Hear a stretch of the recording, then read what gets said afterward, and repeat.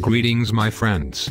I would like to take a few minutes and share with you my church planting strategy. Over the past 26 years of church planting and revitalization, I have realized that every successful ministry does not have to be expensive. Even though we as human beings tend to view success by numbers, more being better and less not quite as good. However, that mentality has brought about an epidemic of obesity. I believe that often less can actually be more and more productive. To be more direct, if you have two churches, one with an attendance of 250 and the other with an average of about 75-125, which one is more successful? Being human beings who like numbers, let's look at the stats for a minute. The larger church has many programs designed to meet almost any age, social or demographic group. The people are friendly and there is very little conflict within the congregation. They pay all of their budgets or tithes to their denomination and by all appearances are a picture-perfect church. It was launched last year at a cost of between $350,000 to $600,000. The second church has minimal programs such as Sunday morning worship, children's church, a small teen group and a couple of small groups. In their first year, 20-30 people gave their lives to Christ.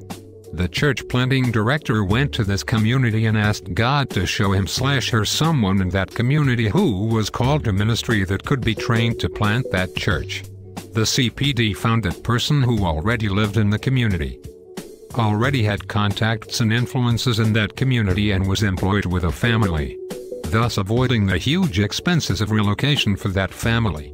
The CPD had a motor home and was able to spend several months with this couple to train them in networking and policies and procedures, thus avoiding costly assessments and boot camps.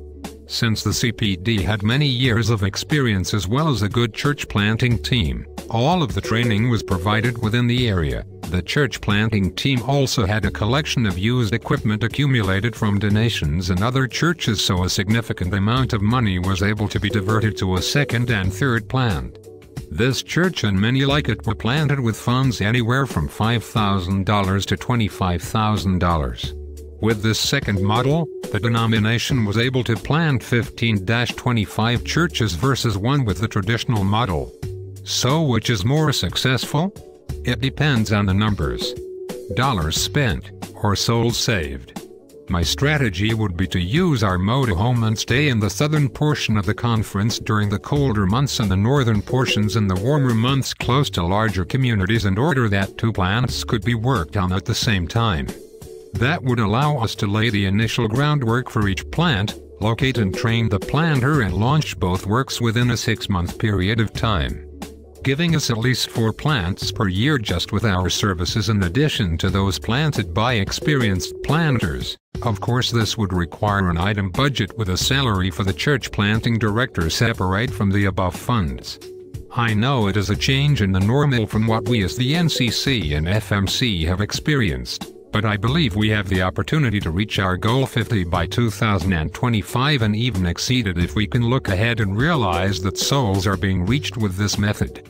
Nationwide, I believe the statistics show that more souls are coming to Christ through planting than the established church. Please don't take that as a downer on our local churches. They are doing a wonderful ministry, but my goal is aimed at new growth and conversions, which statistically happens more in the new plant. Come on, NCC and FMC, it can be accomplished for the kingdom. Let's get her done. Blessings to all who read, pray and act upon this vision.